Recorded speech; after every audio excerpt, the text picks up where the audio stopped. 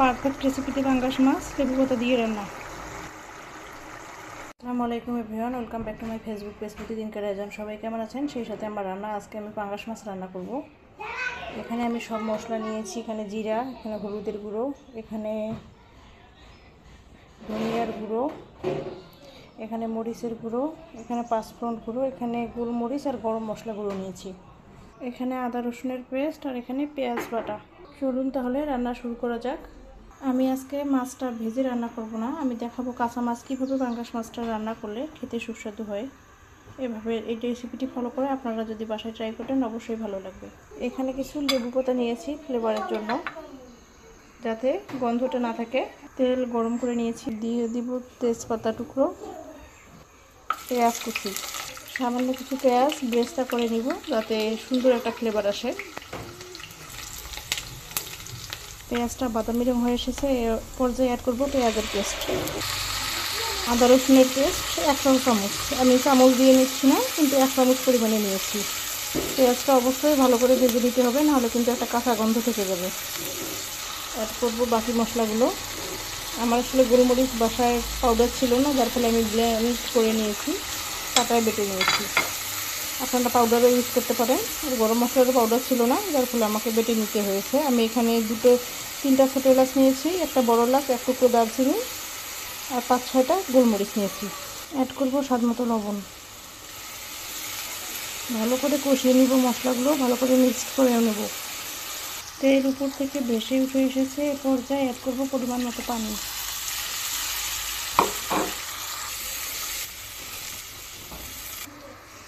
মাছটা আমি খুব ভালো করে ক্লিন করে নিয়েছি, কোনো কালো দাগ নেই, দেখতেই পাচ্ছেন। এ পর্যায়ে পানি টকবগে উঠে এসেছে, এ পর্যায়ে অ্যাড করব। আমি কয়েক পিস রান্না করতেছি, আপনারা যদি বেশি পরিমাণে রান্না করেন সেক্ষেত্রে অবশ্যই পরিমাণটা বাড়িয়ে কমিয়ে দিতে হবে। অ্যাড করব কয়েক টুকরো লেবু পাতা, যাতে সুন্দর একটা ফ্লেভার সুঘ্রাণ আসে আর কি, গন্ধটা থাকে না। ফ্লেভারের জন্য অ্যাড করব 2টো কাঁচামরিচ। মাছগুলো ভালো করে উল্টে পাল্টে নেব।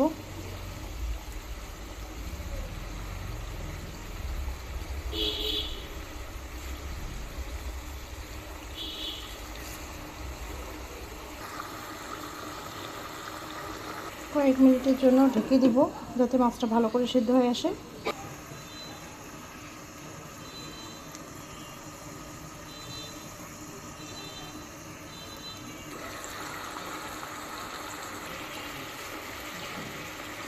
অবশ্যই এই মাছটা ভালো করে কষিয়ে নিতে হবে এবং ভালো করে সিদ্ধ করে নিতে হবে।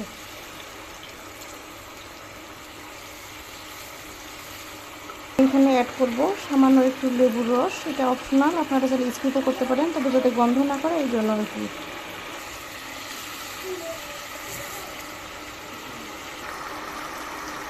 নিচে লেগে যাচ্ছে, এ পর্যায়ে আরও একটু পানি অ্যাড করব।